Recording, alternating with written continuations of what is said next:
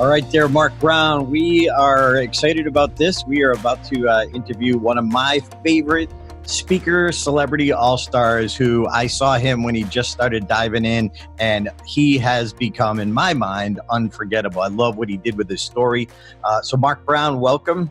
Hey, good to be here, my friend.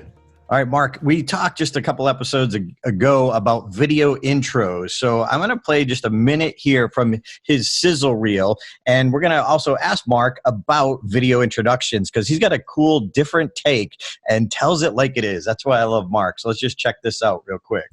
The first thing I learned is that if there is something that's different about you or that makes you uncomfortable, it may be your greatest asset. 7'4", making his all-star debut from the Utah Jazz, center Mark Eaton. Right to left, Eaton there to help, and he blocks it for Eaton to block it right out of bounds. Eaton blocks it, grabs it out the hill.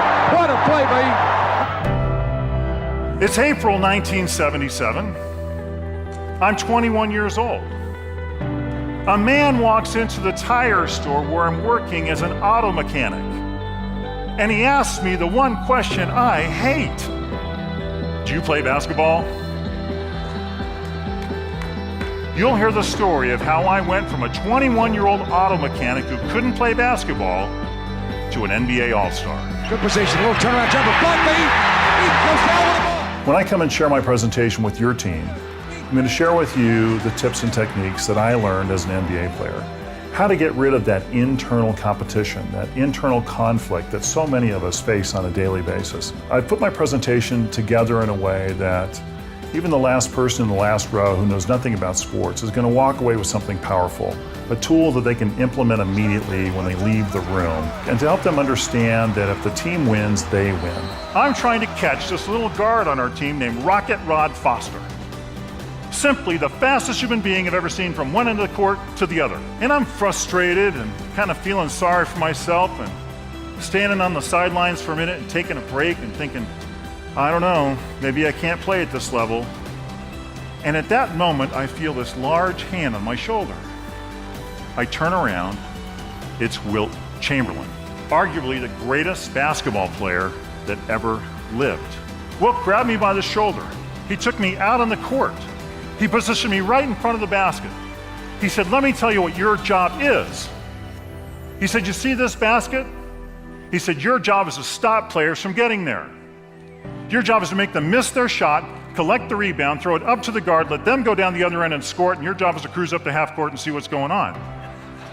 All right. Hey, Mark Eaton, thank you for joining us. Thrilled to have you here. Well, thanks, guys. Great to be with you.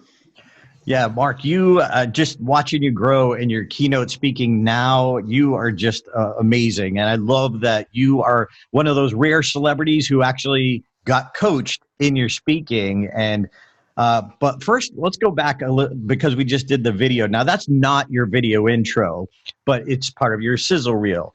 But we were talking about video introductions, and you had a different take on that. So what's your take? I know you've seen a lot of other speakers. What's your take on a good video intro? Well, I think after 10 years of doing this business, shorter is better. Like I want to, we've talked about this before, but when you walk up on stage, the people in the audience, what are they asking? Who is this guy? What is he going to tell me? And what could he possibly know about my life, right? And you've got to answer those things pretty quickly in your first opening remarks, as well as whatever you are throwing together for a video introduction. So I think shorter is better. My introduction is literally 2 paragraphs. Just says Mark Eaton was an all-star. He's foremost expert on team building in the business world today. Today you're going to learn how to take your life and your organization to the next level. Learn some secret tips, something like that. And then we play a minute and a half of video of me playing basketball. So at least, I did something, I'm not just some talk guy up there. And I figure that buys me 5 minutes of time with you as an audience, right? So sorry. I was just going to say, so I think it's my rule of thumb is shorter is better. Like it's got to have punch. It's got to have pop. But if, after a while of seeing people on stage with a lot of different TV announcers or whatever like that. I mean, I think you can condense it and make it more like a movie trailer. I think it's the thing that I've always used as sort of a model. It's got to have a wow. It's got to be moving. It's got to be engaging. but a lot of them get, I think, in my mind, overproduced. And the bottom line is, when you start speaking, you've got to have good stories, and you've got to have good content. You have to have presence on stage.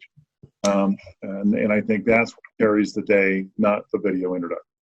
Yeah, and you've seen some you're mentioning before of people who just put way too much trying to establish credibility, and it's irrelevant to the listener sitting right there right now. Yeah, they don't. I mean, with all due respect, they don't care. I even love. Who's this guy or lady up here? Like, and it's really the words you speak as opposed to what somebody else is saying about you or who else you spoke for or whatever. I spoke to this company, that corporation, you got all your corporate logos running up there on the screen. I mean, if it's dynamic video, like there's that lady I lose speeches to once in a while that like did one of those echo challenges, and she has like video of her propelling a waterfall in like South Pacific somewhere. That's pretty compelling. Like, keep that. Keep that. Keep that one. Yeah.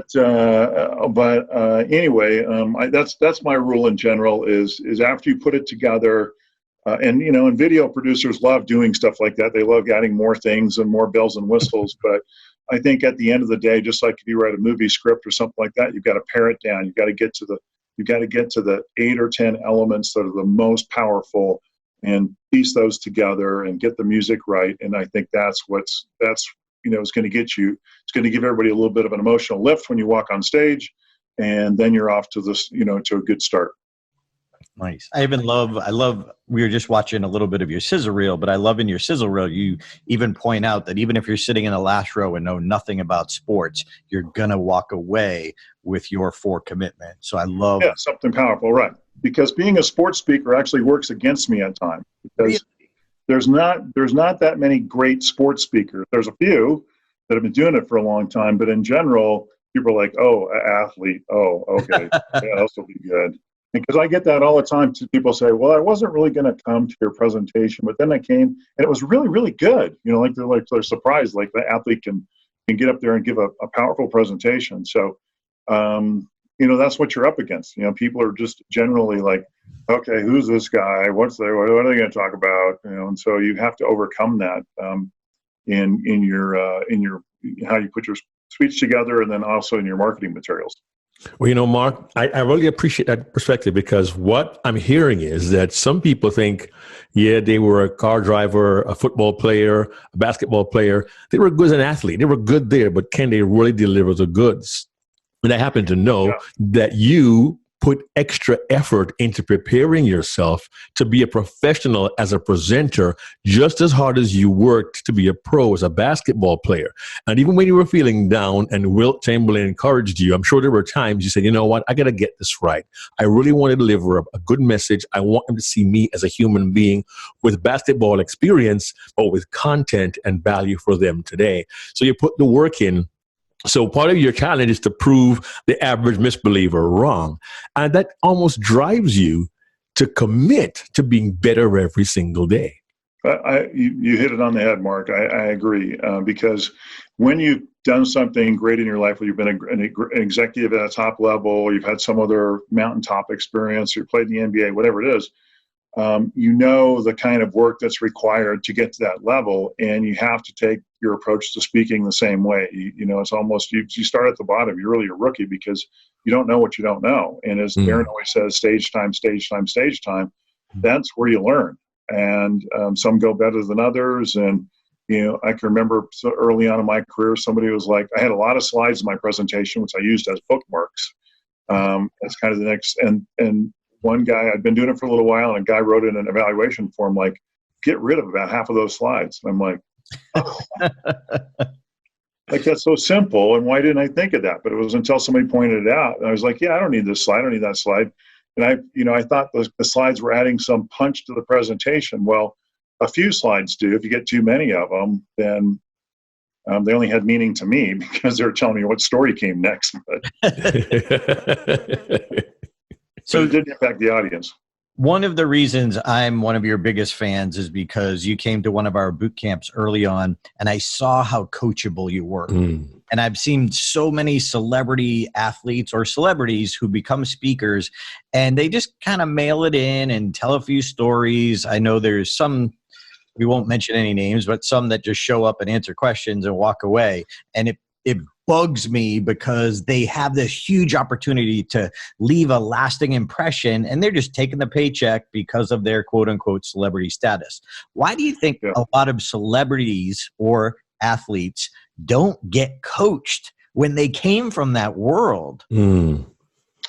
Well, I think that, sometimes when you retire as an athlete, you kind of think you got it all figured out. And like when people will listen to you, especially if you're a great athlete, like you won a Super Bowl or something, but it's not a sustainable model. I mean, you might get a few speeches a year. In fact, last week I was in DC and I was visiting with the guys at Kepler Speakers, which is, I think, one of the preeminent speakers bureaus in the nation. And they said they get calls from athletes all the time, like, "Hey, can you book me a speech? What's your fee?" $50,000.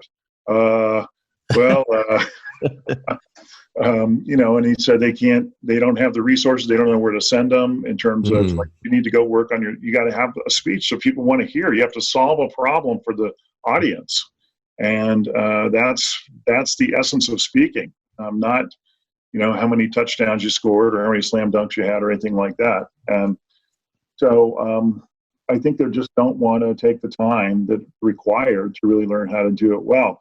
I got into the business in like 2008 and 9, which was the worst time to start a new business. But that was the bad news. The good news was that there was no speaking engagements out there, so I doubled down on the coaching and the preparation, and that paid off big time down the road because I created a presentation that I could use for years and years and years because I spent that much time writing it. Wow. I got to jump on this real quick, Darren. You just said, Mark, you doubled down on the coaching and the preparation because you wanted to deliver a powerful speech. And I hope everybody gets this. Our theme is to deliver unforgettable presentations. And as you're mentioning other celebrities and athletes who kind of mail it in, I think the assumption is I have achieved something in my life and in sports, and people want to hear it. So I'll just tell them my story, and that covers it. But you said you got to figure out what problem do you solve. So you're being coachable, you're preparing, and your focus is on solving a problem for your audience. That's a sign of excellence right away. It's not, look at me, I'm an NBA all-star, but here I am. I've learned these lessons, and if you apply them, you'll increase your business, you'll perform better. I mean, it's a whole perspective that people got to really grab hold of, because you may be successful as an athlete, a singer, or musician, doesn't mean it doesn't automatically translate. Take two. It does not translate to being a professional speaker. It takes the work, it takes the coaching, it takes the effort. And I really admire and respect you for doing that. And as Darren says, you've done the work for coaching and training and preparation. It's part of your DNA as an athlete. And if everyone who wants to be a good presenter will translate that, so working as you did as a presenter, that puts them on the road to delivering unforgettable presentations. Thanks for sharing that, Mark. I really appreciate that. Well, you're welcome. It's the truth. And Mark, where do you think the coachable mindset came from? Did it just come with you, or when you started doing the speaking, at what point, or what was the inciting incident that made you say, you know what, I need to get a coach? Well, I mean, I'm not a writer per se, and so that was a kind of a stick against me at the beginning, so I hired somebody, a friend of mine who was a comedian and a screenwriter, to write my first presentation. It was pretty good. We spent a few months putting it together, but I wasn't really that comfortable giving it, and I just decided I'm going to investigate more about the speaking business. So I joined Toastmasters. I started going there. Nice. So that might be helpful. At least I'm getting in front of people all the time. And I've done television for 8 years before this. Like, I know how to talk in front of people. Like, that wasn't the issue. But for me, even in the Toastmasters meeting, I'm like, I'm not right in the center. I'm not really feeling powerful when I'm standing up here. Like, something's missing. I don't know what it is. And I just kept investigating. So I come to the Get Paid to Speak by Next Week boot camp put on by Darren LaCroix and Ed Tate and Greg Valentine. And we start talking about signature stories, and we start talking about stage presence and using the stage. And then I'm thinking, wow, I need to kind of rethink what I'm doing here. And then you guys told me about the National Speakers Association, which was something I never even heard of. I'm like, what is that? Like, and I still balked at that. I came back and was working on my website and all these things you think in your brain you're supposed to be doing. And then one day I finally decided, well, maybe I should go check out this National Speakers Association thing. So I did that, ended up going to a conference and meeting a coach who said, like, well, what do you talk about? And I started telling my story to this person, and she was like, well, I can help you. I can help you find your story and your points that are only yours, that like nobody else can copy. And I thought, okay, that sounds kind of intriguing. And so I didn't know it was going to take 18 months or so to do that. But again, there wasn't anything going on in the economy at the time, so it didn't really matter. Unforgettable takes time. By the way, I was gonna try and steal that Wilt Chamberlain story where he came up to me and put his hand on my shoulder. Yeah, no one was buying it. Well, but you guys helped me with that by because you looked at my presentation I was doing, and that seemed to be the most powerful story. And I can't remember if it was Craig or Ed was like, the one that said, why don't you put your hand on your shoulder and try and do this? Well, in that little time we spent together, we kind of worked out that little story, and it's the most powerful story I tell in my presentation. It's been my go-to thing. That's why you see it in the sizzle reel, because you always want to have your best story in your sizzle reel, right? Anyway, I just decided I was going to figure out how to do this and how to do it well. And it's scary. And I've seen other people get coached, including writing a whole new keynote, and then are completely afraid to go out and give it, but just try it. Mm. My first presentation after I finished writing my speech was at the chiropractor's office, who had a book club on Thursdays. And I said, hey, can I bring my speech in here and read it to you?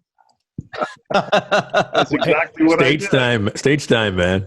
Yeah, the Rotary Club. Hey, can I come read this speech to you for 45 minutes? Yeah, sure, come on over. That's how it started. Most aren't willing to do that work and go to the small audiences to work it out in order to get the big stage. I still remember from way back then, you telling the story of playing pickup basketball at USC with our UCLA. Oh my gosh. I still never forgot that. And you were saying, look, it's who you surround yourself with. And I always remembered that.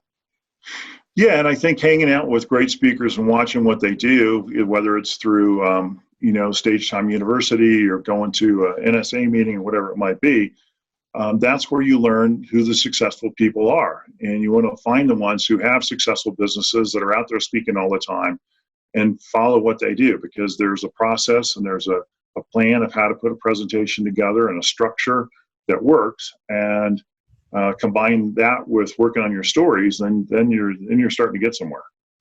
You mentioned going to the Rotary Club and chiropractors, and people often ask Darren and me, how do I get started? I want to find a really good audience to start working with. Who do I talk to? And I tell them, well, go to Toastmasters. They don't pay you, but they give you a stage. I've done the Rotary, the Kiwanis, the Lions, the Junior Chamber of Commerce. I've done the YMCA, the Boys and Girls Club. I did everything that was available, as Darren said, to get stage time. But you combine that with the effort you put in to create something unforgettable by being coachable and putting the work in. And that's really, really cool. Really, really cool. Mm. What are some of the... Sorry, I was going to say, if you can keep a high school audience engaged for an hour, ready to go. Yeah, trial by fire. Yes. Yeah, Darren knows all about that, boy, right, Darren? When I get a call for a high school, I call up Mark and I panic. Mark, what do I talk about? What's new? What's cool? Ah! You're cool, man. You're cool. It's all good. So, Mark, what do you think are some of the biggest lessons or ahas you got in order to take your speeches from good to great? What were the lessons you learned to become unforgettable?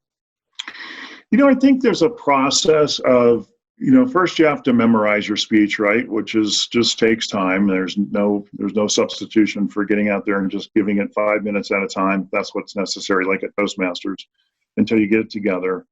Then you have to learn how to deliver it, which is how to, have the kind of vocal variety, for lack of a better term, of understanding the emotion and the roller coaster that you need to take people on during your presentation.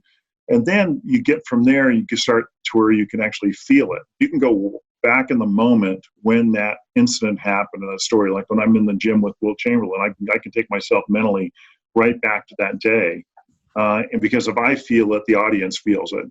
And then from there, it's just, it's pacing, it's slowing down, because we all talk too fast and we listen to the tape later, or, we think we spoke very slowly and we listen to the tape, we're like, oh my gosh, I was going 8 miles an hour. I mean, even looking at that demo reel, I'm like, oh my gosh, I got to take that tape out of there. That's like 6 or 7 years old. I got to put some fresh video in there because my delivery has gotten so much better simply from being on stage. And you can't shortcut that process. There's no way to do it. You just have to be on stage day after day, wherever it is, and work on that stuff until you get comfortable in your own skin up there to the point where you know that you are really connecting all the time, even if it's to accountants or engineers who don't laugh at your jokes. Some do. Some do, I know. But so, go ahead, Darren. Honing in on your coachability attitude, like that, you're so coachable. When you work with your coach, or do you record and then go back and sit and listen with your coach, or just yourself? And how do you do that? Because I know that's one of the most challenging things people have, is to listen to themselves for improvement and not for judgment. Yeah, I think I did do that. I recorded a few of them. I played them back. I listened to them in the car. It was very difficult to listen to at times. I was like, Mark, who is that guy you're listening to? It's just a painful part of the process. And I wish I could tell you something to make it more fun and easy, but it's not. It's like you just have to do it in order to learn how to be better. Unless you're just a naturally gifted speaker, which there's a few of them out there who can just get up and speak extemporaneously for an hour. Yes, we hate them. Which are very few of, and you would probably agree with me on that. Yes.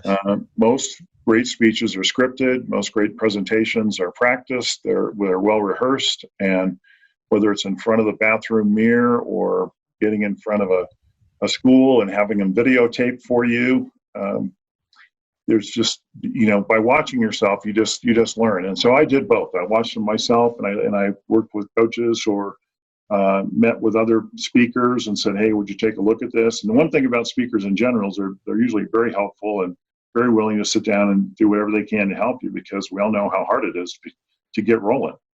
Yeah.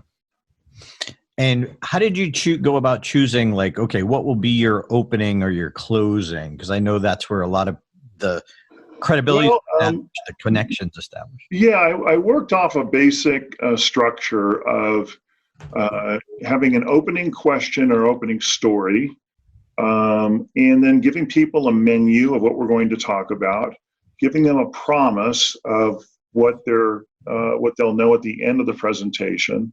And I have a very simple structure which I can send to you. You guys can attach it to your podcast, and you can use that as a guideline. And then the body of the speech is tell a story, make a point, tell a story, make a point. And then the end is wrapping it back up by, of course, telling you what you told them, but then leaving people on a high note at the end. So I opted to start with a question, and I know Patricia Fripp would disagree with me, but it's worked for me. So I simply just ask a question, like I say, what do people really want from you? And people are like, I don't know. And so, but it's engaged the mind right from the opening sentence. And then I say, what people really want from you is they want to be taken to the next level. Well, in my first 2 lines, I've given you something.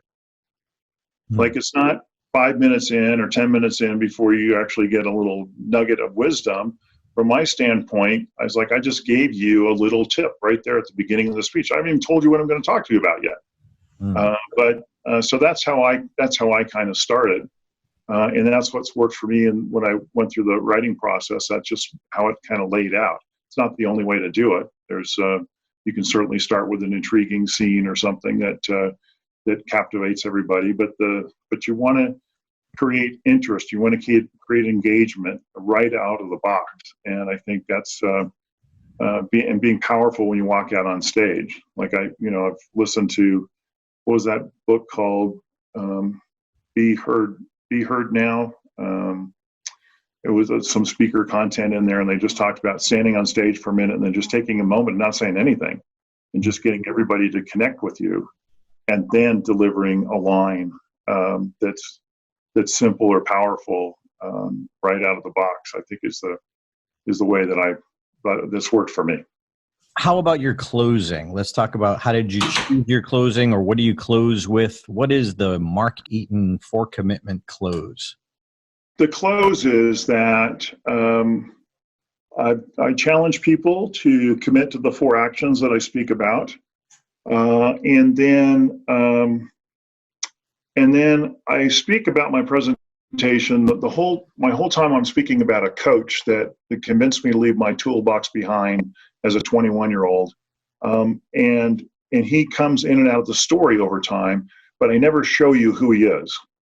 And so at the very end of my presentation, you've heard about this coach, you've heard of the impact of him in my life, but you don't know who he is. And so I put up a picture of him, and I just say, I've now given you the gift that my coach Tom gave me.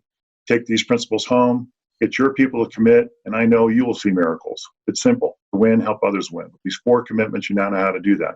Because when we look back at our lives, most of us, we're happiest we're helping someone else. You want to be happy, you want to take your team to the next level, take your business to the next level, and I'm pointing to the slide behind me, commit yourself to others, and the rest will come. So I know your book is the 4 commitments. I'll show a quick image of it now. So your book is the 4 commitments. This is based on your keynote speech, correct?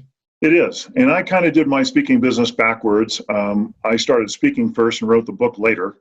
A lot of people, have the book as kind of their platform that they stand on from the beginning, but I was able to kind of get away with showing some MBA highlights, and that at least establishes some credibility for me when I walk up there on the platform. And but the book's I've done well with the book. It's been out about a year and a half, and it is based on the presentation with a few more stories, a few more points. And again, it's designed for the user, that there's key questions in there and key things for you to think about, and some fun stories that get you to think a little bit differently about your team and how you approach your team at work on a daily basis. So it's not like a big autobiography or anything like that. It has my story in it, but it's got a lot of business stories in it as well. And so I tried to find that line between telling my story, telling some business stories, and having good applicability to the audience that's picking it up, who might be in management or leadership. I'm curious, Mark, when you mentioned a book for leaders and business, have you tried, like some people do, to reach a very broad and vast audience across different industries, or do you kind of find your lane and say, this lane is good for me, I'm going to stick with this lane, I'll find success here, and drill down deep in that lane? I think I started out with the beginning of your statement, like trying to do everything for everybody, trying to where do I fit, who do I speak to? And my principles are pretty universal. I can apply them to a lot of different situations, but the one niche that I found that's been the go-to niche has been the safety industry. What was the safety industry? Well, in my presentation, I talk about making other people look good and protecting each other. What I did on the basketball court is I protected my teammates. Right. That simple little message from a basketball standpoint has a real, it's really applicable to the construction industry, the mining industry, the energy industry. And 2 things happen. One of my buddies, Chad Hymas, who's a great speaker, right? Yeah, works primarily in safety. He's a quadriplegic in a wheelchair who was hurt in a forklift accident. And so there's these companies out there, energy companies, who have to keep all their workers safe. And they bring in speakers from the outside, a lot of times, guys who are injured on the job, other motivational people, to get their rank and file guys more attuned to safety. So that particular niche is probably 30% of my business. And I've been in power plants, steel plants, power generation places. I spent 3 weeks in Alabama speaking to every one of their employees of Alabama Power. like that. I mean, Edison Electric Institute, the American Gas Association, they're not sexy. And a lot of times the places you go to, like I just signed a deal last week for 9 speeches next year with a power company, an energy company out of South Dakota that has offices in 7 different states. And so, no, I never would have, the National Safety Council, the VPPA programs, the 811.gov programs, which is all utility companies and things like that. It's a gift that just keeps on giving. And so I created a separate one sheet that's just about safety. Oh, wow. Because I've done like 200 safety presentations. And it's not something I started out with, but once I found out about it and found out my message resonated well with those guys, it became a pretty cool thing. One of my first gigs was 14 speeches in 4 days to Westar Energy in Kansas. They did a safety tour all throughout the state of Kansas and Missouri. Wow. And I was in a truck with these guys for 4 days doing sometimes 3 speeches a day, which would kick your butt. Yeah, I know that. But and it was everything from junior college to the Elks Lodge to every venue you could think of. And so I think it's not the prettiest places or most beautiful venues, but they have the budgets and they need the help, and they're grateful to have somebody come in and share a different type of message that gets their guys to think better about paying attention to each other when they're out there on the line or in the steel mill. Wow. 2 quick comments. One, OSHA must love you. The Occupation Safety Hazard Administration, they must love you. And number 2, you kind of blew by a good point, Mark, when you said it almost evolved for you and told you, here I am, take advantage. And it's important when you see your gift and your presentation, as it becomes more unforgettable, the doors will open and kind of point you in a good direction. These people need what you have. You must serve them well. And you saw that, you caught it, and you put the work in. I mean, 3 talks a day, 14 talks 4 days is physically exhausting. But the value you provide for your audiences, that's what makes you unforgettable. And that's why they keep coming back. That's fantastic. That's really great. Yeah. And you never know where it's going to go. I was in Acapulco last week. I spoke to 2,000 mining executives from Mexico, Canada, and South America on the same subject of safety, which my same presentation just has a little bend towards safety. I mean, you just never know who's going to call next. I'm like, Acapulco, really? Oh, okay, great. Hey, yeah, we feel so bad for you, Mark. But let us know when you get your first nuclear power plant. Okay. Well, but I haven't had one of those, but so I do get to go to a place like Acapulco, but I also go to Dubuque and been there, South Dakota. In February. Yeah. And this goes back to January. Yeah. Mm-hmm. Yeah. This goes back to what you said too about especially like celebrity speakers first figuring out, okay, what's the problem that you help solve? And I love that you just got out there and you started doing it. And then all of a sudden that problem got clearer and clearer that you had a niche that no one, could touch what you're doing and how you're doing it, especially with the credibility that you have. Yeah. Well, thank you. I mean, it's, like I say, I didn't start that out either, but I love that kind of stuff. I love anything kind of blue collar. And so, one day I did one for the Specialized Carriers and Rigging Association. So if you need your hotel moved down the street or your nuclear reactor removed or some giant boulder moved across town, like these are the guys you call. Like these are really geeks in the world of moving really big stuff. And logistics guys. It just cracks me up. I'm like, you guys do what? And so sometimes when people get on the phone and they start telling me about what they do and what their associations are, I'm like, okay, can you tell me that one more time, please? Like, what? It's just fascinating, and there's no end to it. And I watch my speaker buddies out there, on Facebook and stuff or LinkedIn, and they're speaking to organizations I've never even heard of. And, and I've been doing this a long time. And so it's a vast opportunity out there in terms of the types of groups that bring speakers in. And, you think you have a handle on it, and then you start digging a little bit more and you're like, wow, there's another encyclopedia full of associations that I don't even know about. You know, Mark, you mentioned speaker buddies, you mentioned Chad and others, you mentioned Darren and Ed and Craig, other world champions. And Mark Brown. Thank you, appreciate that. But did you have any presenters whom you would admire from afar, who you wanted to emulate, became that sort of role model? You said, I want to learn to be as good as they are. I want to learn their techniques. Who can you think of who, when you first got started, was your role model?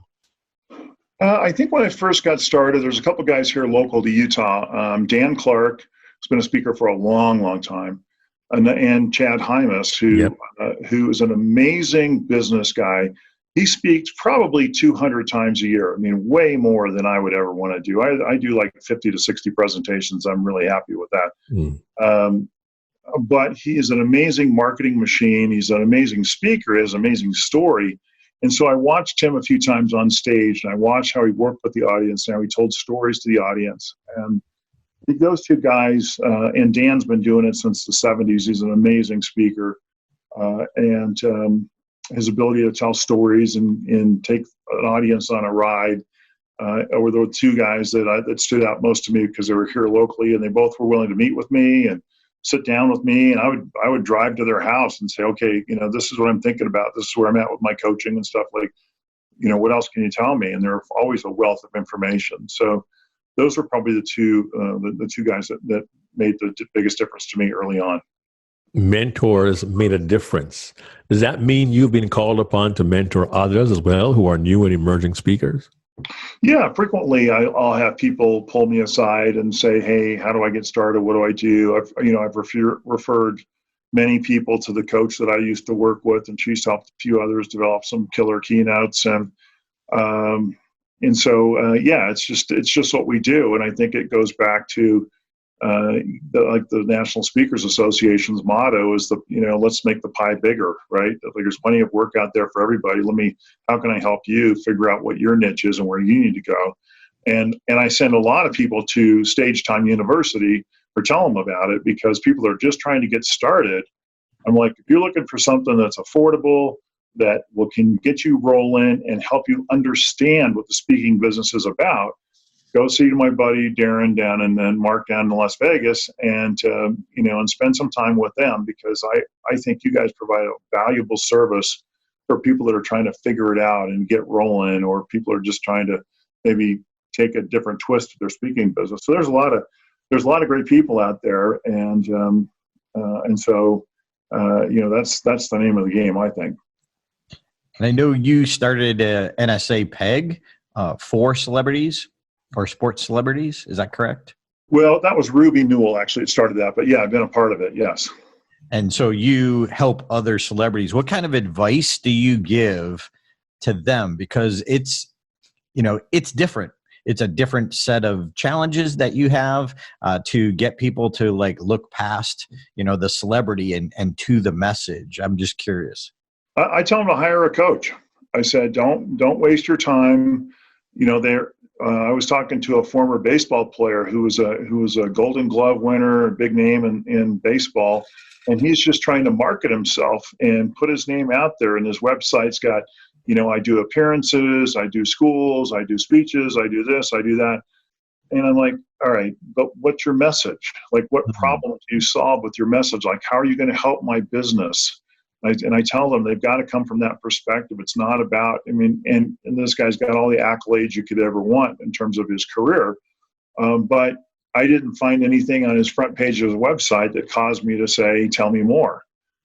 So you have to come from that perspective. You have to come from a buyer's perspective when you're putting something together. And that's why I counsel them to find a coach, find a speechwriter, find somebody that can sit down and mold your story into a great speech, because it's not just about getting up there and telling a few stories about your sports career. It's about what are the powerful lessons, and it can't be too many of them either. You can't have, like, when I wrote my first speech, I remember my coach asking me, "Mark, how many points do you have in your presentation?" I'm like, I don't know. So once you count them, I had 35 separate points in my presentation. Awesome. Nice. That's awesome. He's like, that's great. Most people can remember 4 to 7 things. I said, oh. ///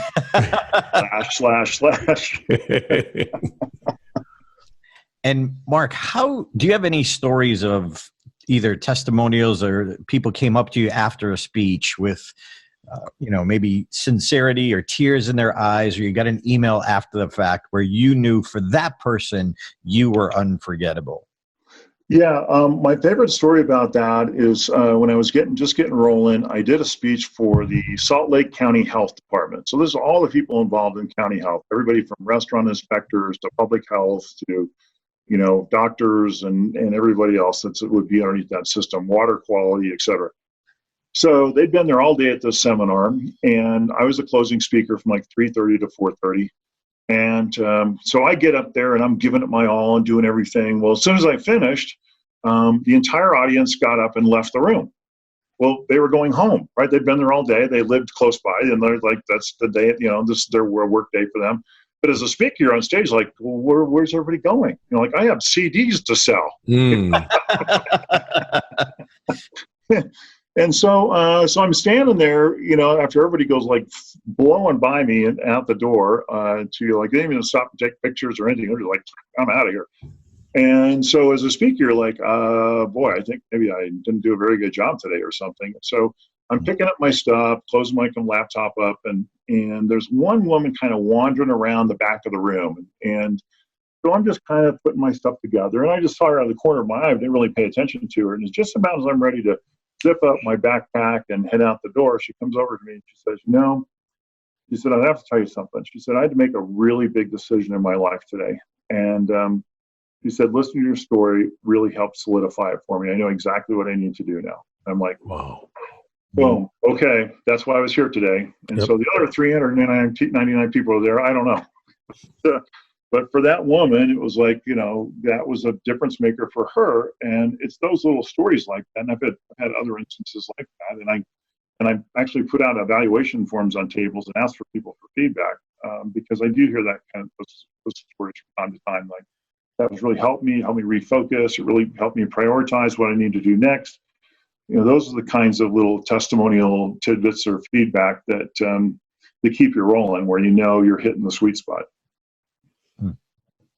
That is fantastic. Now, Mark, I got to ask this question because you've told us all the work you've put in to get where you need to be. You've got the book written.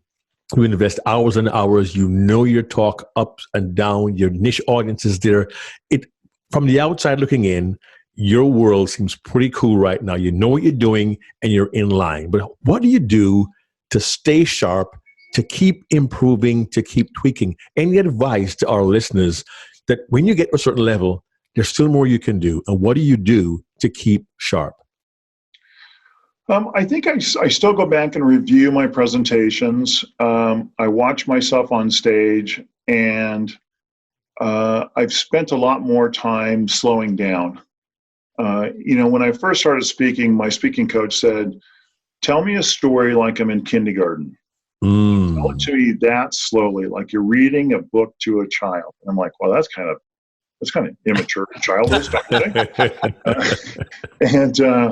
But the more I did it, the more I got it. So I can I'll slow down and really deliver a point. And it takes time and experience to figure out which point that is. And the fascinating part about it is on different days, different things in your presentation pop up as being important on that particular day, which I've always found very interesting. I'm like, well, why did that line resonate so much today? Like, I've said that line 10,000 times. But we wrote the speech with every line having a meaning. Like, there's no throwaway stuff or schlock in the speech, right? And when we put it together, every line leads you to the next thing, and every line, on its own can be pretty powerful. So, I think that's what I've learned over time is that you've never reached perfection when it comes to delivery. You're always learning how to do it better. And, maybe there's something you can do slightly differently in terms of improving where you stand, getting quieter on stage. Darren, both you guys talk a lot about that, don't be running all over the stage. Like I stand in one space. I have a couple little things I do, but for the most part, I stay in a pretty small area because that's what commands the attention of the audience. And, my audiences, for the most part, they're not fiddling around. They're not on their laptops. They're not messing on their phones. Like, they're pretty locked into what we're talking about. And so that's that's kind of my litmus test out there. And you can't always get that perfect because it depends. A lot of it depends on what else is going on in their world that day, right? It's a lot of times, and it's not necessarily about you, but it's just every day is a new experience. And so I think the more I get into my own story and really feel what I'm doing up there, the audience just follows suit. And I've learned to focus on the people that are staring intently at you and taking notes, as opposed to the one person in the 37th row that gets up and goes to the bathroom or something. Like, oh, where are they going? And that takes practice too. Wow, you've learned a lot of lessons along the way. I just admire when you came here to Vegas recently for a keynote. I was thrilled to help you selling your books because I love studying. You guys killed it. Yeah. I love studying how other people do it. And like the evaluation forums was just a reminder to me. It's like, duh, why did I stop doing what works? But I loved, Mark, seeing how the throngs of people just lined up to get your book, take pictures with you. And you just have such humility. I think that's one of the reasons I love you so much. Just because how do you stay humble when everybody wants your autograph and picture taken with you?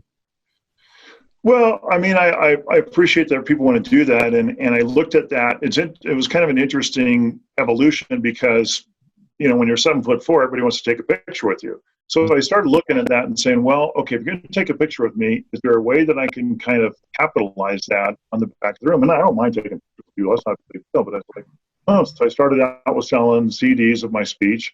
And then I had a little poster with a basketball shot that I kind of made into like one of those accessories style kind of posters.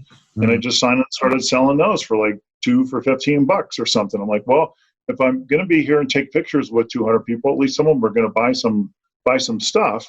And it's also an opportunity to hear afterwards the impact you had on the audience, because they'll share a story with you while you're taking a picture. And, so that's kind of how it started. In terms of being humble, I don't know. It's just kind of who I am. I mean, I've just never really had a big ego, and I was serious about my job as a basketball player, but I never let it, because of the background I came from. I guess I never really got all caught up in the quote unquote hype of being a professional athlete, and so it's kind of a combination of that. And like, well, if everybody wants a picture, then hey, why don't you pick a book and a picture at the same time? Good marketing. It's good marketing. Yeah, Mark, I've never really seen this before, except like at the Toastmasters convention. But here, the audience, they literally had stanchions for the line to be able to go and take pictures with him. I was like, oh. Yeah, that was a good. We sold like 4 or 5 cases of books that day. That was a good day. Beautiful. Yeah. And I love too that it's one thing to buy a book. It's another thing to bring home a piece of what you just heard that allows people in their own time to take your message in, because they saw you, they saw the energy, but now they can go deeper. So it also helps your unforgettable message go deeper. Yeah.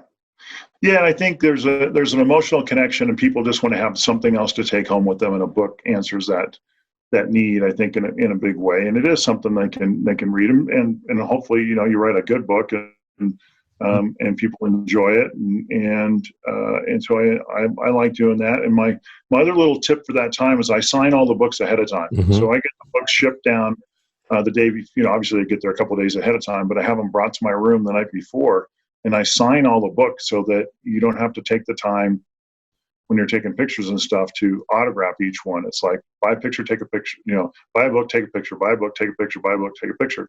And you really only have about a 30-minute window to sell whatever you're selling after you finish speaking, before people get distracted and just go elsewhere. And so I've looked at that too from a sales standpoint. Say, okay, how can I shorten up this process of moving people through the line? And so that's your back of the room tip for the day. Well, I want to piggyback on it real quickly. Do you, in your contract, ask for at 30 minutes after your talk to meet people for autographs, photographs, and book sales? Yeah, and it's not so much that I ask them. I tell them this is what's probably going to happen. I said the people want to take pictures, so a lot of times they have you're on, and then there's another speaker after you. But typically within an hour and a half, there's usually a break if it doesn't happen immediately afterwards. And if it's too short a period of time, I'll tell people to say, "Oh, we have 10 minutes after you speak." I'm like, "That's not going to work." I said, "You're going to have everybody out of the room. They're going to be lining up. You're never going to get them back in the room. So let's switch this up a little bit." I help people adjust their agendas from time to time. I look at the room setup, which I learned from Darren, and say, "Where's the best place to set my table outside? Where the people are going to be? Where are they going after they leave this room?" There's a lot of little things that all fall into that, but I think about that when I get to the venue and try and put that in place so that I give myself every opportunity to maximize the time while I'm there. I hope we all caught that. He said, "I help them to adjust their schedule." Well said. I help them to adjust their schedule to accommodate that. That's really good advice. I'm not afraid of telling a meeting planner, like, "You guys have too much stuff packed in here, and when are the people going to be awake?" However, and despite all that those great ideas, I did an event in Orlando a couple weeks ago for dentists, and they were in the room from 7:30 until 11:30 with no breaks. Wow! And I said, "Are you kidding me?" And so I thought. And I brought like 4 cases of books. I'm like, man, I'm never going to sell these things because I'm going to be out here and they're going to be locked in. And surprisingly, I hung around. I spoke from like 9 to 10:15 or something like that. And they didn't get out till like 11:30 or quarter to 12. And I'm standing out there thinking, this isn't going to go well. And I sold every one of those books, those 4 cases of books, because they're dentists. Like, they're used to working in intense situations. Like, think about a dentist schedule in the morning when he goes to work. It's like, I'm drilling on your teeth, on your teeth, on your teeth, and they don't take breaks. And so for them, that was normal. For me, it was like, man, this is a crazy way to put an agenda together. But so it worked for them, yeah. So Mark, what we usually do is Mark Brown is taking notes throughout the podcast and looking at what we call keepers, your brilliance of aha. So as we mention those, because Mark, I wrote a few down myself, reflect on what would be the best advice. So most of the people who listen to this podcast are either a corporate presenter, maybe a professional speaker or an emerging professional, or they're a pastor who want to give their unforgettable sermons. So think of what would your best advice be for them, for that person listening. So Mark Brown, I've never had to do the Mark and Mark thing before. Mark Brown, what are some of the keepers that we picked up in this episode? Well, I've got one right away. Your niche can find you. You have to be aware of what you have to offer and who's asking for it. And your niche can find you. Be ready to do that. It's important, Mark also said, to seek those mentors, those role models, and invest time to work with them and to listen to them. Also, coaching. Even though you may be a pro at a sport, music, or art, you have to be a professional as a presenter. So go to the coach, get the mentor. And great advice for everybody: slow down. Talk to them as if they're 5 years old. Make sure your audience can fully understand you. And I got to add, that's really important when you speak internationally, like Darren and I do quite a bit. It's a big difference when you speak more slowly and the audience gets you. Those are my first couple right away, Darren. What about you? Well, I had wrote down the speak like you're speaking to a child and slow down. I wrote that one down too. That's one that people need that reminder of if they've heard it before, and if they have heard it before, we need that reminder. Sometimes we want to get the words out and we need to let them feel the experience. So Mark, that bleeds over to, I love this, Mark Eaton. It was, I have to feel it so my audience feels it. When you're telling your story, you have to feel it. And Craig says you got to go to your reliving room and relive the experience. So I love that. Also, on marketing wise, on a website, we've got to see something that says, tell me more. So what's your tell me more on your website? And then another one was, you can't shortcut that process. You can't shortcut the process of becoming unforgettable. We'd love it. It a lot of people never ever reach it because they're not getting coached. They're not learning from people who are world class. So some people never achieve it, but those who do, they all went through that process, other than those one or two naturally gifted ones. And if you're thinking you're naturally gifted, you're probably not. Don't use that as an excuse. If you're naturally gifted, people tell you all the time you're naturally gifted. Mark Brown? Yeah, I've got one more. Everything Mark talked about today, from the website to the intro video to the work he does, points to solving problems. If you're going to be a professional communicator, you must always make sure you solve the problem for your audience. That is gold right there. Yeah, and you need to go back to one of our earlier episodes where we talk about clarifying your message. So once you figure out the problem, okay, what's your message to your market? That is how you solve that problem. And Mark, one more that I love, he just said, you never reach perfection. We've got to have that mindset that we're never done. You know, we always got to tweak it, try it, reevaluate it, listen to our own programs, even though it's painful. If it's painful for Mark Brown, Darren LaCroix, and Mark Eaton, then it could be painful for you, probably will be, but that's how you get to where you want to be. That's how you become unforgettable. So anything else, Mark Brown? I want to say thanks to Mark Eaton for just being a regular guy who has accomplished much in his life, but has taken this new career very, very seriously and is willing to invest time, money, and effort to be unforgettable. Thank you so much, Mark Eaton. So, Mark Eaton, what would your advice be? I think that you've got to dig a little deeper in your message. You have to show a little bit of vulnerability. You don't have to open up the closet door wide open, but I think you've got to show a little bit of vulnerability, and that's the easiest way to connect with the audience. So that was something I learned early on, that I didn't necessarily want to go there to talk about like what was it like being tall as a kid growing up or something like that. But I share a little bit of that. And wow, it connects me to the audience right away, because everybody had some incident or something happen to them when they were a kid. And so it creates a common platform. And I'm no longer the big MBA guy way up on stage talking to the audience way down below. Now we've created an even communication space. And so I think that's one thing I think that if done correctly can make a big impact with your audience. That's awesome. Great talking to you, Mark. Thank you so much, man. All right. Thank you, guys. Keep up the good work. Hey there, this is Darren. I hope you enjoyed that program and you got some great insights from watching this video podcast. Now, we don't put all of them on YouTube like you're watching now. We just put a select few. So if you want to get all the episodes, you can go right now to Apple Podcast. You can go to Google Play, Stitcher, or Spotify, or check it out on your favorite platform. See if it's there for you. But we'd love to have you subscribe. Join us every single week for new content, new stories, and new strategies behind unforgettable presentations. Subscribe now. Check out StageTimeUniversity.com, where good presenters become unforgettable.